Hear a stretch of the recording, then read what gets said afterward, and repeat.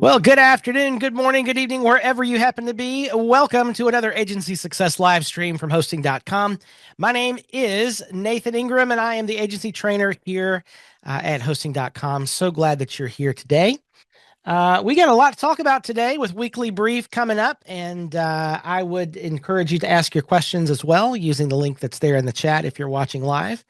If you're watching this on the replay, you can always get your questions into office hours by going to wpnathan.com and just click the Ask a Question button up in the top right.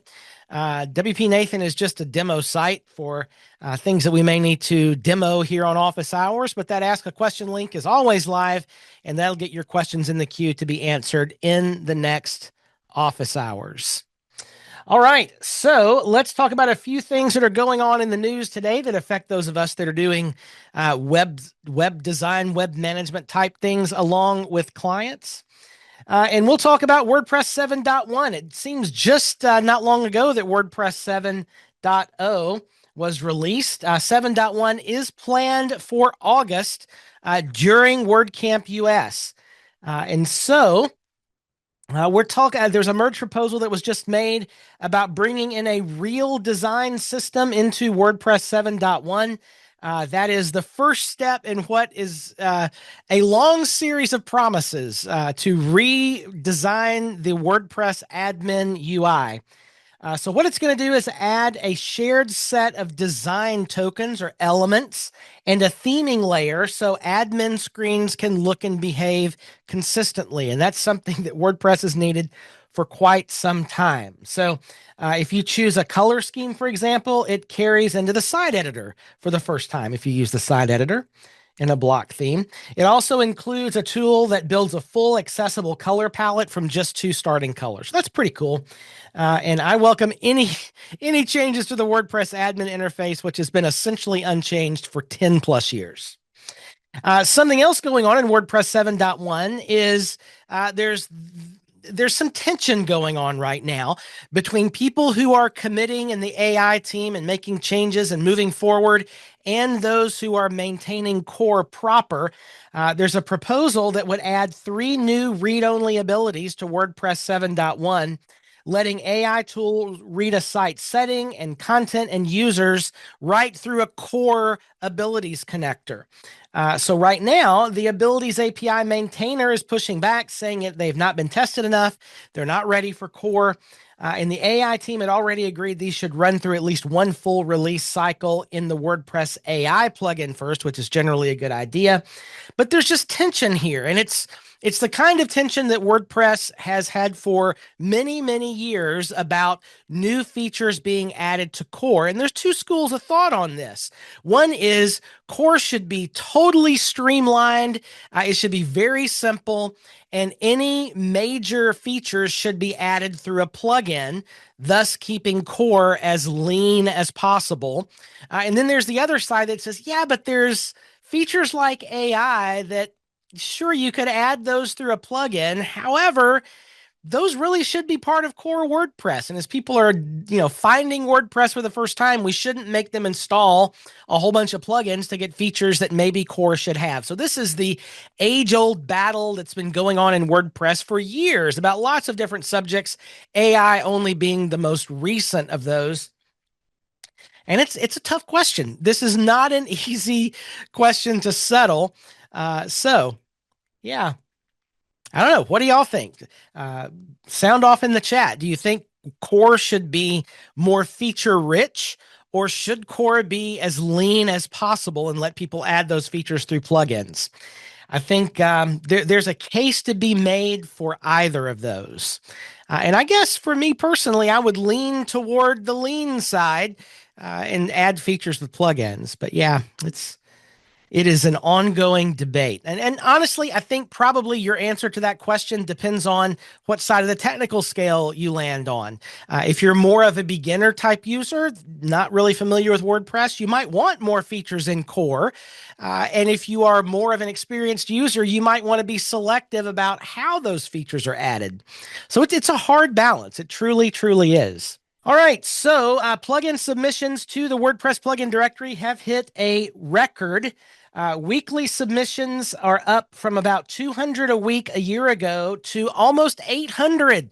So 4 times as many plugin submissions to the directory in just over a year. That's pretty phenomenal growth. Now, clearly, the vast majority of these plugins are AI generated, right? I mean, obviously that's the case. Doesn't mean they're bad. It just means there's a whole lot more plugins for this team who are volunteers to deal with. So the team is now floating the idea of canonical plugins, rallying the community around one solid option per category instead of hundreds of near identical ones. It's the same AI flood that's pushing platforms like WooCommerce also to limit contributions. We'll talk about that in a slide to come. And this is a really interesting discussion here because, okay, you want a lean WordPress? That's kind of where the chat went just a minute ago. So we need plugins, right? But now there's all these plugins that are being created by AI, and the plugins team is not able to keep up with those. And now there's 50 options to do a thing in WordPress where there used to be maybe 5, right? And how does a person decide between all of these things? It's a real challenge. So the team is saying we should have canonical plugins. And by those, a canonical plugin that's a technical term in WordPress. And it means something like this is a plugin that's going to be more community supported to do a thing. So like, for example, if we're going to do AI a certain way in WordPress, but that should not be in core, it should be in plugin, then there's kind of a standard canonical way that feature is going to be added to WordPress. So one canonical plugin instead of 50 different options. There's lots of debate about this, but this is an ongoing battle. It's been around for years, again, in other areas, but because of AI, there's just an exclamation point being put on the end of this discussion right now. And it truly is interesting. You could make a case for all sides, and we'll have to see where this one lands. This is an interesting article. It's actually by my friend Matt Cromwell, posted on the repository, that has a lot to do with AI and plugins. So there was a survey of 33 different plugin companies, and that found that about 80% of those plugin companies saw flat or declining new sales last year in 2025. Several shops are closing or moving to a free model, including DLX plugins on October the 1st and the WooCommerce maker Woosa. So Woosa's revenue fell from 70,000 euros a month in 2023 to 15,000 euros in 2026. That's pretty significant. So Matt says this is not WordPress dying. It's the tide going out on old school SEO, leaky renewals, and lifetime pricing. And that could actually be the case. A lot of plugins had inflated numbers because of lifetime deals. And it's really hard for a plugin company to sustain itself on a lifetime deal model. It just doesn't work. It's kind of like the same model we use in WordPress development and management. You don't just build it for one price. If you're going to stay in business for any length of time, you know that a recurring revenue model is essential. And we love that for ourselves, but we love the lifetime deals personally, right? Like we love to buy plugins on a lifetime deal because it's generally, in most cases, financially beneficial to us. But then the plugin developer isn't incentivized to keep that plugin up to date and work. It's a hard deal. So Matt is saying, it might be some of these lifetime deals catching up to these plugin developers. Matt says that plugins are holding up the platform critical ones, not the utilities that AI can now replicate. In other words, a lot of these plugins, I don't know, if you've connected something like Nova Mira to WordPress, I mean, a lot of the utility plugins that we used to really enjoy and find magical to do things in WordPress can be done right from a conversation inside your AI agent and directly right there in WordPress. Speaking of plugins and AI, WooCommerce has put a cap on AI-generated pull requests. So just like the plugins team is having to deal with this influx of AI-generated code, the WooCommerce team is doing the same. They have seen a surge of AI assisted code that's eating up the maintainer review time that they have to deal with all of these pull requests against WooCommerce. So they've made a policy that says a pull request should not be opened simply because a tool produced plausible looking patch. And that happens, right? Like if you've been using AI, perhaps you've had this experience of it writes code and it's very sure it's going to work until it doesn't. And then it says, oh, no, you're right. I'm sorry. It didn't work. And so what's happening in the WooCommerce world is that you can connect your Claude or your Chat GPT codex or whatever into the GitHub repo of WooCommerce and make a pull request and submit changes right there. It's pretty cool, except for now they've got all these changes that somebody has to actually vet. And that's more, it's taking more human being power than there are human beings to do it. So the team says AI can help you write code, but you are still responsible for understanding and testing it, period. Like that should be a no-brainer. Anyway. WooCommerce 11 is coming, and there is some things you need to be aware of here. There will be some speed increases. The WooCommerce team has been thoroughly focused on speed in the last several releases, but there are going to be a couple of breaking changes in WooCommerce 11 if you're doing things a weird way. And just be aware of this. So WooCommerce 11 is coming in a couple of weeks on July the 28th, and it will have product caching on by default for new stores. Now, that should increase the speed with which products are loaded. Now, they're not going to turn that setting on retroactively. You'll have the ability to turn it on, and you'll probably want to, unless your site is like supremely weirdly customized. This feature should work for you, and it should make particularly variable products or bundled products load a lot more quickly because of the caching intelligence that they built into core WooCommerce. Now, there are a couple of changes that are coming that might break custom code. If you're running a standard store on WooCommerce, there's no real custom code. You have nothing to worry about here. But if you have done custom code on your shop page, or anything that's built around shipping classes, you might want to take a look at the changes in WooCommerce. Now, they did a sweep of every extension around WooCommerce. I don't know how they did that, but they did that, they say. And all the extensions they found work fine, no problem with any of this. But if you've built custom code that touches shipping classes or your shop page, this is something you may really want to look at. Kay is asking, is Cadence ShopKit custom code? I don't think so. I believe that, but this is something you're going to want to test for sure. So if you're doing something that affects the shop page, you probably want to test this release in particular. Like WooCommerce is one of those things you probably want to test anyway, but this release in particular, you may want to pay special attention. If you got anything, any custom code running, this one needs to have your attention. All righty. And by the way, just a little note at the bottom there. If you're running the WooCommerce Stripe plugin, make sure, absolutely sure, that you are updated to the latest version because there was an issue. A payment validation flaw was patched earlier this week. Okie dokie. Moving on. If you're on Rocket.net, you have access to the free Rocket WP Rocket plugin that comes with every Rocket.net site. And they have added an MCP. So if you've ever tried to deal with optimization, speed optimization, you know just how flaky and quirky and in the weeds you can get pretty quickly with lots of settings. And so this particular MCP is built to know everything there is to know about WP Rocket and hand that information on a silver platter to your favorite AI tool.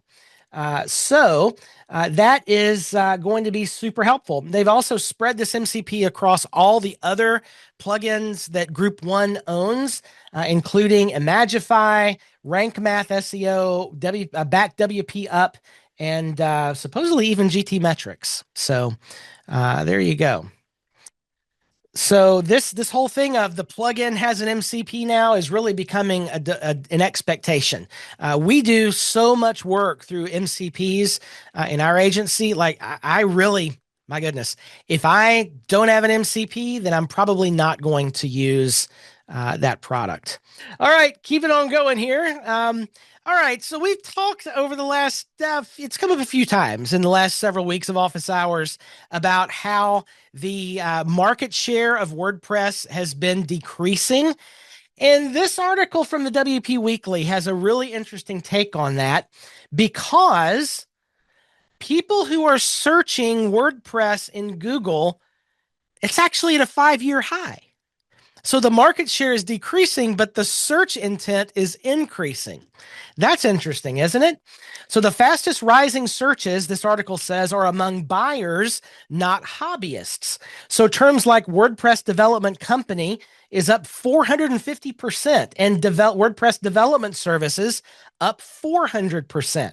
It's rising even as WordPress's share of all the websites are slipping from 43.6 to 41.5. Now, they offer an explanation which I think is interesting and plausible, and that is that the drop in WordPress market share is really all those spam networks of sites that people built years ago to try to influence search results. They've been dropped by Google and made worthless, and so they're going offline. And that really honestly could be a pretty good chunk of that market share drop we've been seeing. I mean, who knows, right? But that to me is a plausible explanation. So are you optimized for terms like WordPress development company? People are searching for that stuff now, or still. All right, if you're interested in open source, this might be a fun bit of weeknight or weekend viewing for you. Automatic has released a short film called Code for the People that is an open source web film about open source. So it's a 20-minute documentary there at codeforthepeople.com. It argues the open web is under siege from walled gardens and closed AI systems. So pretty interesting. Matt Mullenweg, of course, featured in that film. Yeah, I think it's worth a watch. I haven't seen it yet, but I'm going to watch it probably this evening. That is codeforthepeople.com. Here's another one. We've been talking a little bit about the changes coming in Cloudflare to the way they are handling AI bots and traffic. There are some publishers who are preparing to block Google's crawler entirely after spending decades fighting to achieve rank. So that September 15th is the date when Cloudflare is going to make some changes for new and free sites to block general purpose crawlers on ad-supported pages. So Google uses one crawler for both AI search and training. So blocking the Google training bot will also block the Google search bot. And major publishers, most notably USA Today, are saying, we don't care. They're prepared to leave Google search within a year and try to treat that as leverage for licensing. So this is the first real media pushback against these AI search results that I've seen, and we'll have to see how this actually develops. Very, very interesting. And one final thing before we dive into questions. This is an interesting article in the Search Engine Journal. Now this, again, the caveat here is this is one person citing their experience working with Claude, okay?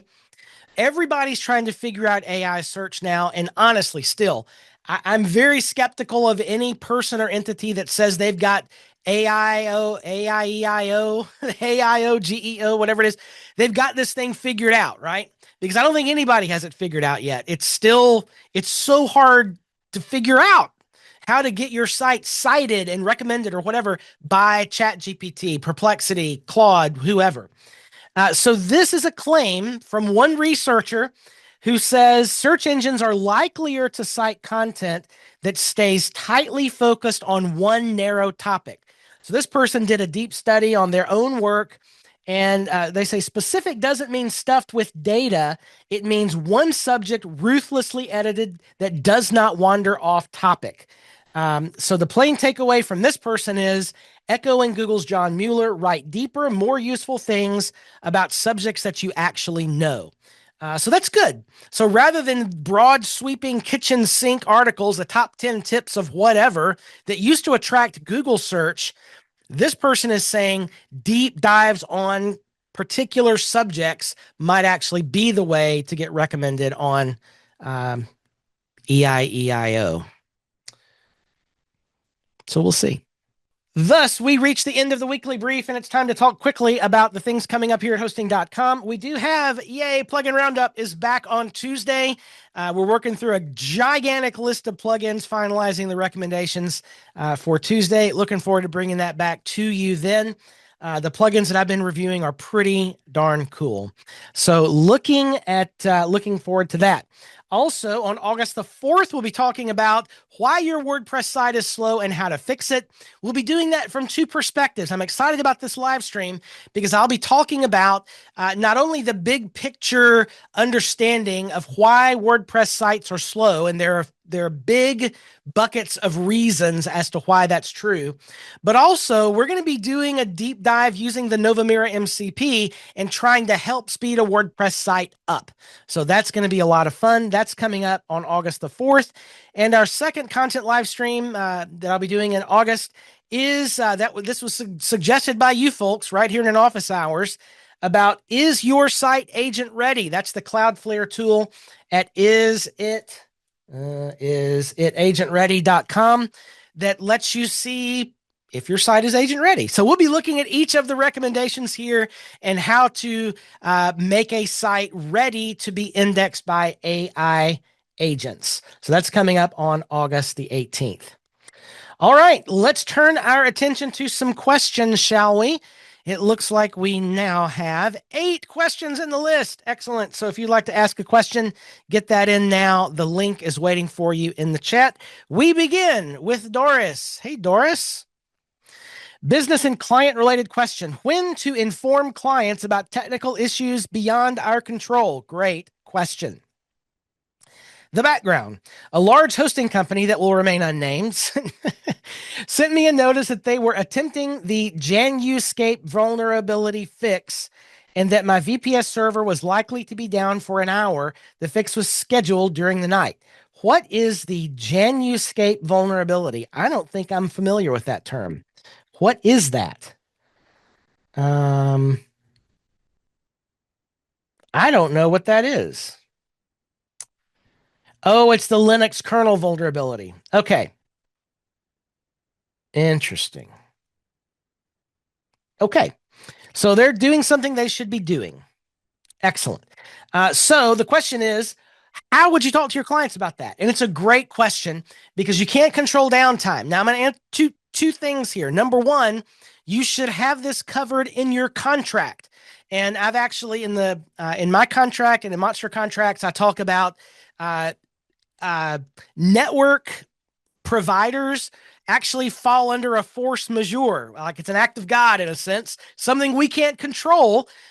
If someone upstream from us, that includes DNS at Cloudflare, that includes hosting company, if those providers do something that is out of our control, such as take my server offline to do, it's like we can't help that, right? So you need to have that covered in whatever document you have in place that's governing your relationship with the client. Second of all, just have a conversation. Clients generally these days, like they know when their computer has to do security patches and so forth. And when it's a server, it's a lot bigger of a deal. And so it's really just a communication with clients of, look, our host is going to be doing some significant maintenance on the server overnight. They expect it to take only an hour. It's going to be in the wee hours of the morning. So you shouldn't, like, if we hadn't told you, you probably would never have known about it. But we just want you to know that the server is likely to be down during this period. That's all I would do. And I wouldn't worry about it much past that. So is that what you're looking for, Doris? Fewer than 10 sites on this server, not hard to send an email. Yeah, I would absolutely communicate to your clients about this. And it's a great time also. Invite questions. By the way, how's your site going? Is there anything we can do to help? This is it's an open time for communication with clients, which we should encourage. Encourage questions and look forward to see if our client has things that they might need our help with, right? It's an opportunity even to sell more services. All right, great question. I had not heard of JanUscape. All righty, next in the list is Bonnie. Hey, Bonnie.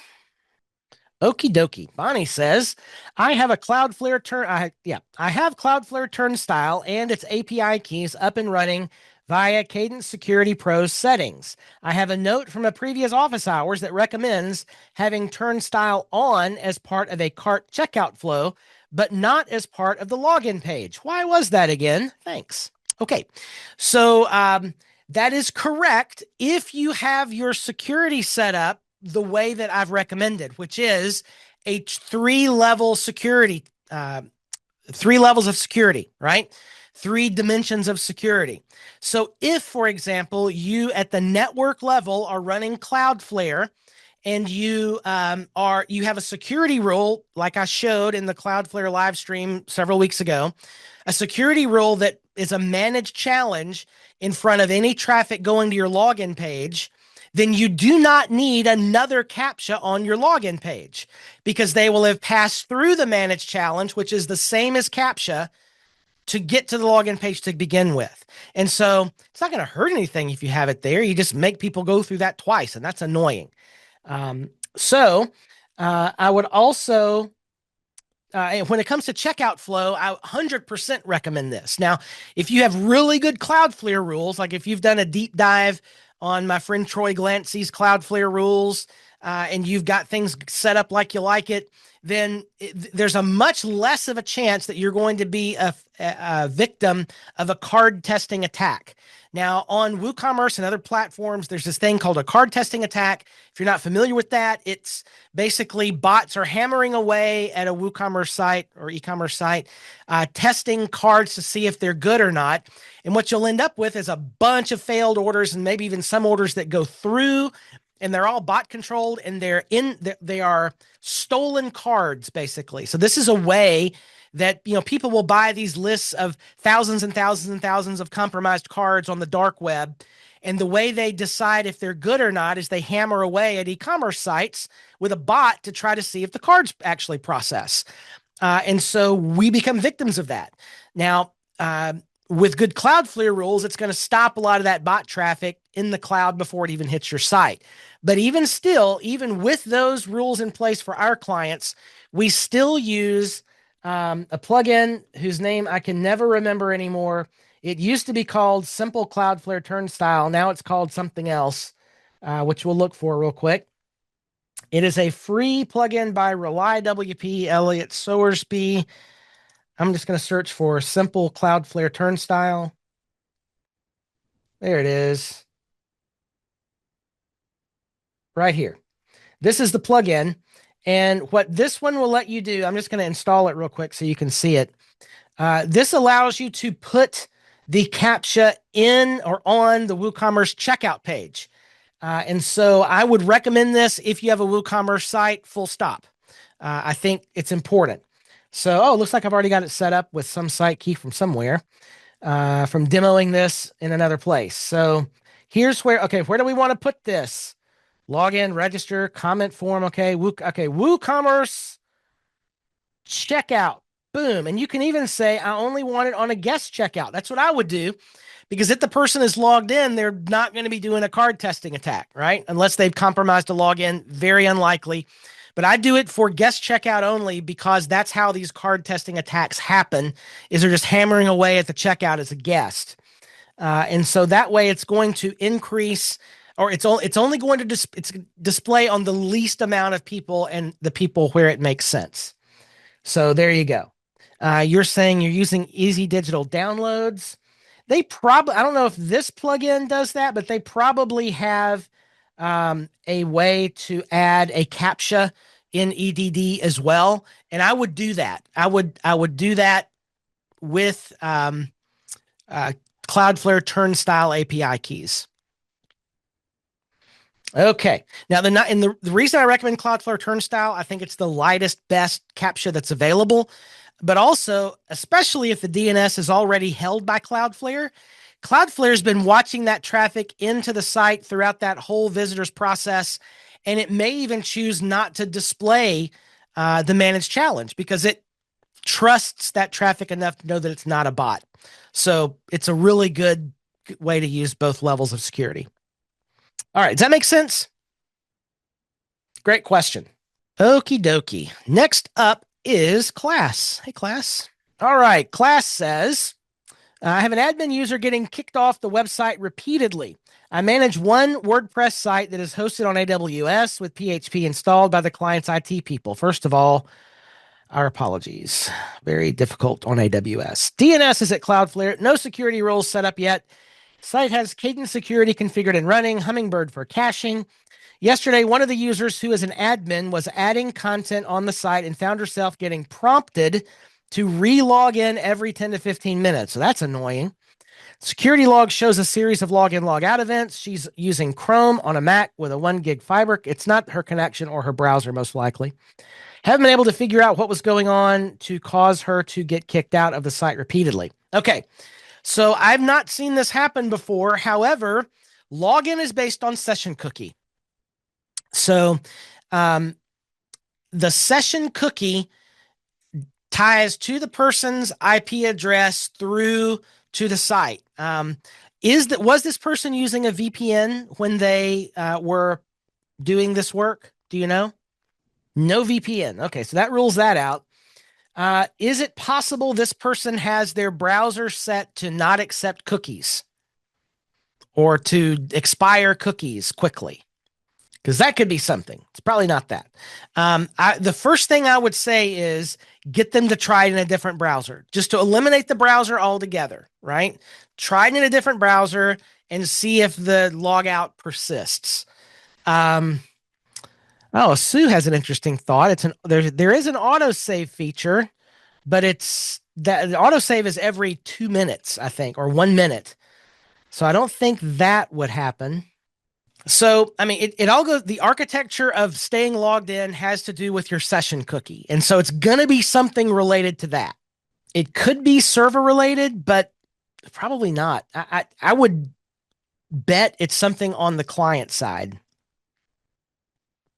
Anybody else had this issue? Melanie says she's had it happen on a particular host and it just kind of fixed itself. Yeah, Stacy's saying it could be an expired cookie in the browser. I mean, it could be, but yeah, switching browsers is the first thing I would do because it's the login cookie. Like that's behind all of this, and it's something related to that. Any other thoughts for Class? The user had this happen all day yesterday. Wow. Is it happening today? But the next step would be try a different browser and see what happens. I mean, they're going to blame you, right? Because you're the web guy. However, it's not happening to you, so it's got to be something to them. And you could clearing the browser cache can't hurt. Melanie's suggesting force a logout. The easiest way to do that would be to change the WordPress salts in the WP config. That invalidates all session cookies for anybody logged in, and everybody has to log back in. That couldn't hurt either. That's a weird one, Class. As a preventative measure, I would go flush the salts, Class. Then I would say try it, and if it still happens, have that user try a different browser. Class, are you saying you can't find them? Yeah, you know where the salts are, right, Class? In the WP config. Y'all know, right? There's a tool to give you new salts. You just Google WordPress salts. It's right there. WordPress salt generator. Just copy that and paste it right in your WP config. And every time you go here, it's generating different salts. Next up is Doug, who promised a doozy. Okay, here we go. This is a question I want to ask a real human. So right away, I feel validated.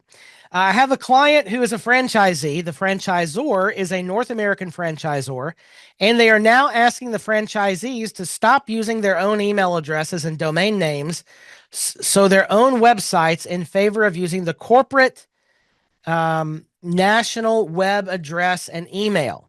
They also, of course, want them to use all their corporate stuff, and the corporation is going to charge them for web marketing, social media. Of course they are. Yeah. My client is now asking me to scope out the price for debranding, this site, removing all indicators of the franchisor's logo, colors, everything, essentially converting the site into one that the franchisor cannot tell is run by one of their franchisees, including Google My Business and Google Ads. My client believes he's well within his rights to do this. With my client, I built up a great SEO properly over the years, and the site ranks really well. Where do I start? Oh my gosh, what a nightmare. First of all, I would cry. Probably. What a mess. Okay, so it's funny. I have a friend who has a was a franchisee of a restaurant chain, and this franchisor did a similar thing, and he was like, he extended a certain finger and said, "Nope, I'm doing my own thing." And they tried to sue him. They didn't have any leg to stand on legally. So what I learned in that conversation is it depends on the franchising paperwork, right? So an attorney needs to look at your client's paperwork to see if they actually have the legal right to do this. That's really not relevant to this question about your steps, but that'd be the first thing I would recommend. And if indeed the franchisee does have the right to debrand their existing business, a lot of times the paperwork makes that not a possibility. But let's just say they do. What do you do next, right? Okay, so Doug says his lawyer says it's okay, great. So we'll pass by that issue and focus on the thing at hand. Is the domain name of the website brand related? That's the big, oh, it's not. Interesting. Well, that's helpful, isn't it? I mean, Doug, aside from making a checklist of all the stuff that needs to change, what else do you want to know here? Let's see. Just rereading your question for additional texture. Blind spots. What can you be missing? I mean, at this point, you're rebranding the business, right? Are you going to be active in that process of a new name, new name, new logo, new colors, all the things?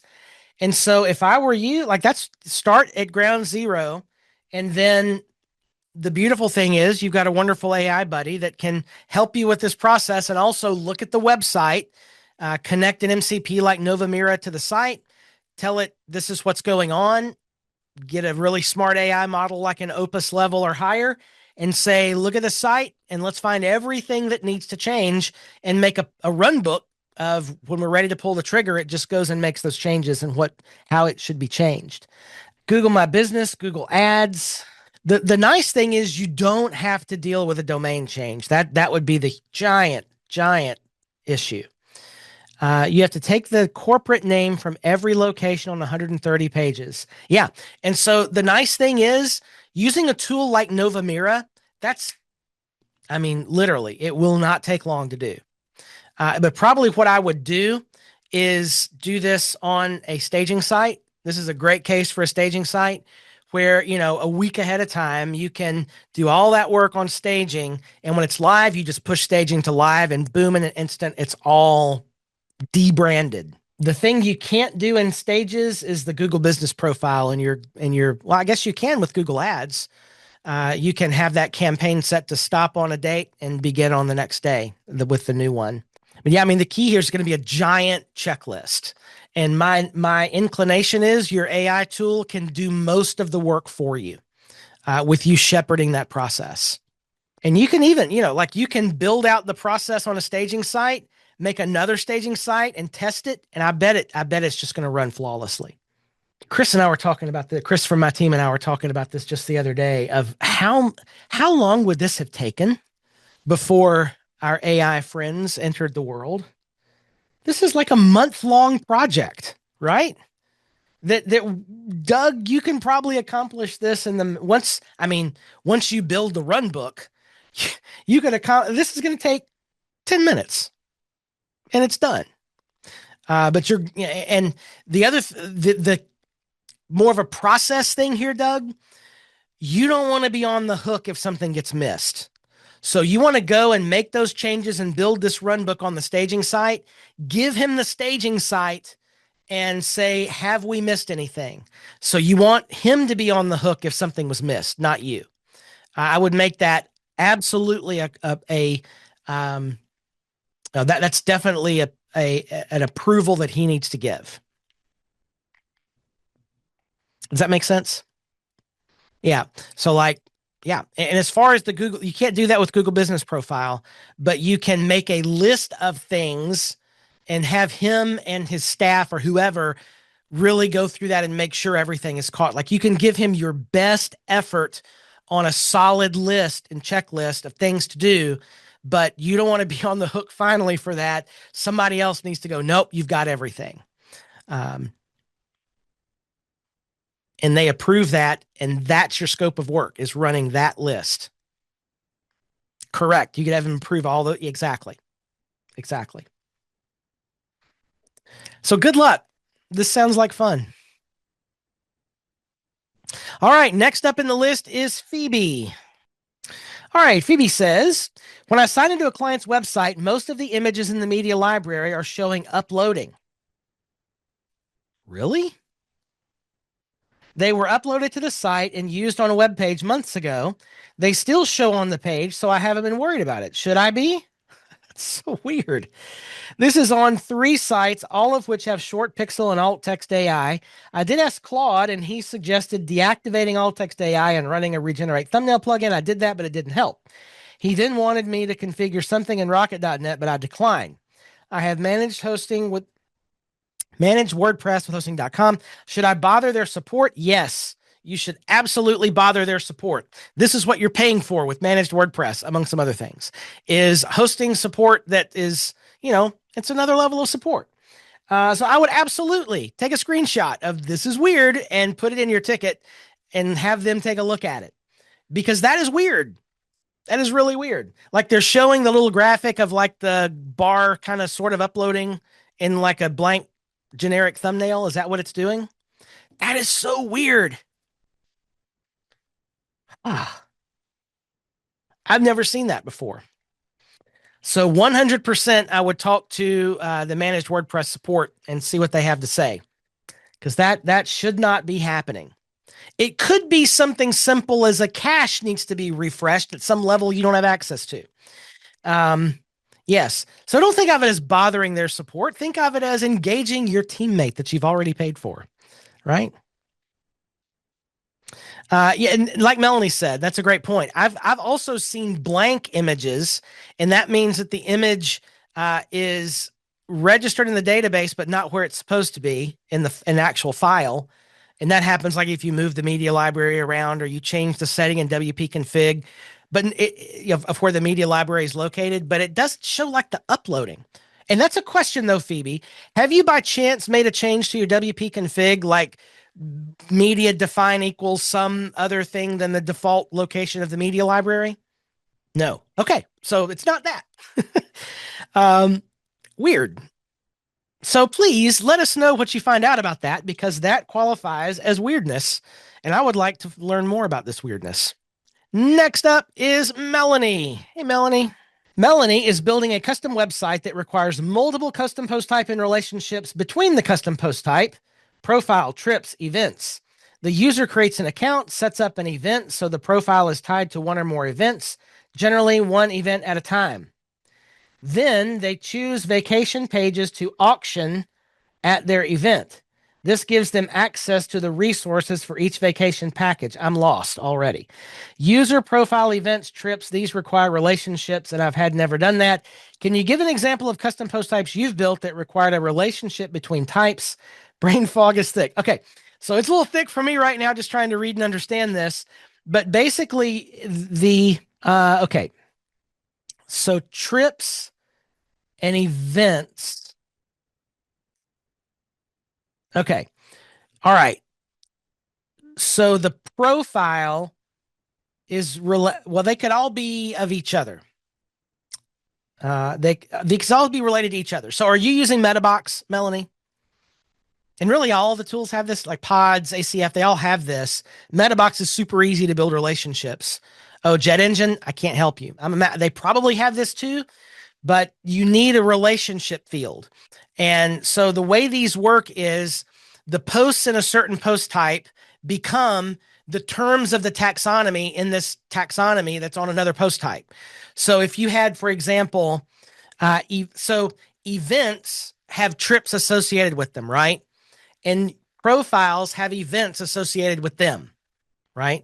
So events becomes the custom post type terms in the events custom post type become a taxonomy for the profile. And then the same for trips to events. And that should just work. Then the tricky thing is on the front end, on the events page, you say, show me the trips that have the taxonomy term for this event page title. And it'll show just those. So is that what you're asking? And the more tricky question here is user profile. Does the user go in and create events, or are they created on behalf of the user by you or some admin? Oh, the user creates the events. Okay. So in that case, and does the user create the trips as well? I'm going to guess they do. Or are the trips pre-created and the user chooses which trips? That's the tricky bit. So as Melanie, I believe, okay, so each event is specific to each user and they select, okay, so the trips exist in the site. The user does not set those trips up. They go in and choose which trips attach to this event. Okay, all right, so user profile is not a custom post type. That is a user. And the user needs to have author role or a level that allows them to create posts, right? In this custom post type. And you can even build I would probably use your AI friends to build a code snippet that gives users with this particular role the ability to author only in the events custom post type, right? Now, I don't know about Jet Engine. If you're using MetaBox, there's a tool that lets you on like a front end dashboard show the posts this user has authored. That lets it be real easy to go in and do front end editing. I don't know how that's going to work with Jet Engine. But in that case, the user, this is actually simpler than I was making it. The user creates a post in the events custom post type. And trips is a taxonomy term with the relationship on the events custom post type. And you're done. How easy is that? What could possibly go wrong? Next up is Gene. Hey, Gene. I built a client site about 6 years ago on a domain with .ca. The client was a professional businessman who was great to work for. Recently, though, the business was sold to a new owner. The new owner has a different strategy and is very, quote, tech savvy. The worst. So he built a new site using emergent AI. Of course they did. I thought initially he'd replace the site I built and thus take away my recurring revenue with his site. However, he surprised me. He launched the new site on the .com domain. Okay. As I'm in contact with his SEO at Google Ads person, I see now this was his plan, and she is battling with him with the strategy. Yeah, it's two competing websites. There are challenges to avoid keyword cannibalization. Yep. Yes, duplicate content. It's just, I don't have all the details from her end, but I wondered what you thought of this strategy and the caution around it. Why would... Anyway, I also thinking he may see how the new site works and eventually phase out the one I built, thus removing my recurring revenue. Yeah, that's a threat, right? So it's a terrible idea to launch competing websites. What the SEO person has told him is exactly right. You're even fighting your own paid ad strategy by trying to rank a new site against the same keywords. And it's a self-defeat, the new site is going to get, if the content is word for word or super close, it's going to get dinged for duplicate content and not even be, it's not going to get ranked. It's going to be a problem. So he copied it from his other site, right? And that is the very definition of duplicate content.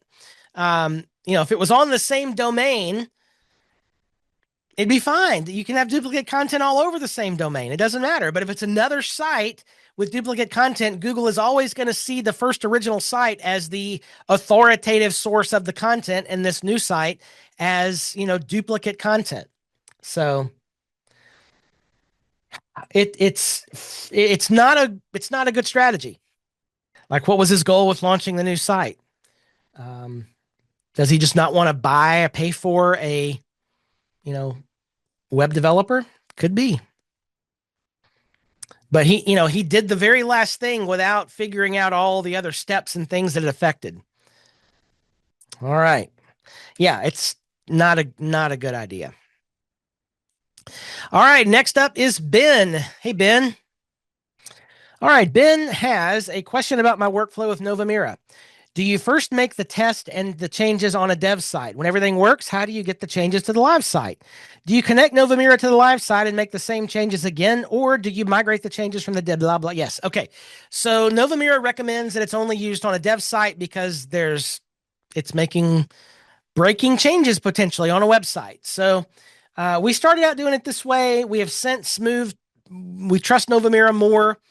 And in cases, we will give it access to the live site to digest material and potentially even make changes. If it's going to be a wholesale change, just like any other thing that you do in WordPress, if you're going to change the database, you back up the database, right? And so that's what we would do as well. And the nice thing about a tool like Novamira in an AI agent like Claude or Codex is you can say, hey, go back up the website and it'll do it right there in the chat. It'll do it even as like a SQL download right out of the database onto your desktop, and you can have it push it back up if you want to. So you can use a WordPress plugin or whatever. But if you're going to do something wholesale across a site, you're going to want to do that on a staging site, or make sure you have a backup of the live site. So the answer is no, we don't always back up. We don't always use a dev site, but if it's a gigantic change, we're obviously going to back up. Does that answer your question, Ben? So Ben, I know you do a lot of work with e-commerce sites. I would test, like if you're making big changes to an e-commerce site, I would definitely do that on a staging site. That's one of those things where doing live work on a site can have immediate revenue impact on your ability to make sales, right? So in that case, if you're working on just a little brochure site, I mean, the blast radius is probably pretty small. And again, we've been using Novamira now for a long time. A long time in the AI world is 6 months?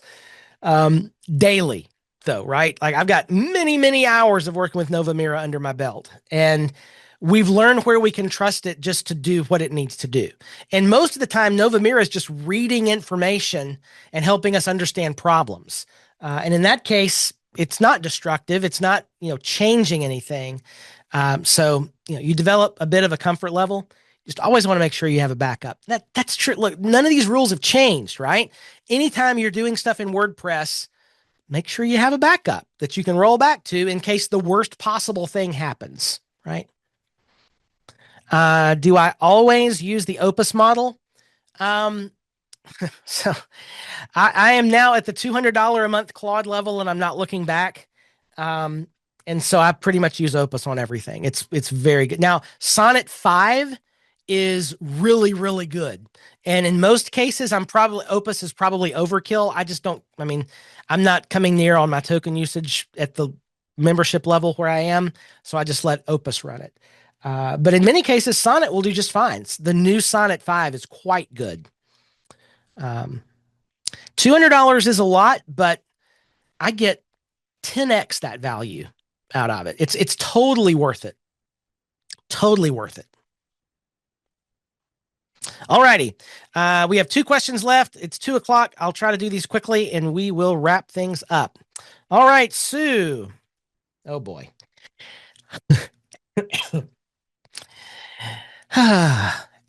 Sue says, have you installed a Cadence site with pro add-ons if you're a legacy iThemes toolkit buyer after the Liquid Web changes? Are you having issues trying to tell Cadence that, yes, you have licenses and here they are? And do you know what a unified license key is and what it does? I don't know. So have we done it? So all our sites come out of a base site that already has that stuff installed. So No, I've not gone on there and downloaded a bunch of plugins. I have logged in to make sure all my stuff is there. I've downloaded a few plugins here and there, like ShopKit, etc. And I am not. You're going to have to pry my individual licenses out of my cold, dead fingers. Okay, I don't trust the unified license key because there's no reason to trust it right now because it's been a mess. So that's all I'm going to say about that. No, I'm not converting to a unified license key unless they force it. Okie dokie. Last and certainly not least is Jasmine. Hey, Jasmine. Jasmine says, we are having issues updating our website. Specifically, we have a new logo that we'd like to replace on our WordPress website header and also update the link in our website footer to capture emails to our mailing list. The issue is these two things live on hosting.com via code, and our team is not familiar with the steps to change the code to reflect the updates. Are you able to walk us through the steps to find where the specific code lives and how to make the changes, or will this require a one-on-one meeting? If the latter, how do we move forward? Okay, great question. Jasmine, this is such a specific question about a specific website and how that code was added. That's not something I can really answer on office hours. It could be a million, well, not a million. It could be many different ways this code was added, right? And since I don't have access to your website, I can't do that live during office hours. Here's what I would suggest. There are many people right here in the chat who are watching live and others who are in the Agency Success Slack group. I'm going to drop in our link bundle here in the chat. You can go to myagencysuccess.com and join the Slack group if you're not already part of that. And this is a great thing to post in the Agency Success Slack, and someone there who is a professional web developer can help you figure this out. So that's what I'd recommend. Let's see. Jasmine, I don't see you in the attendee list, or I'd ask for a comment. Oh, there you go. You are there. Excellent. So that's what I'd recommend, Jasmine. And there are plenty of friendly, smart people here who can give you a hand. Well, folks, that wraps up our list of questions for today. I am back on Tuesday with Plugin Roundup. I'm super excited about that, to see that live stream back. And I hope you have a great weekend. Hope you don't do many things at all. Hope you get to enjoy your time with friends and family. And I'll see you back here Tuesday at 1 p.m. Central Time, 2 p.m. Eastern, 11 a.m. Pacific, and wherever else in your part of the world. We'll be back talking about Plugin Roundup. Until next time, have a great weekend. We'll see you on hosting.com's Agency Success, where we go further together.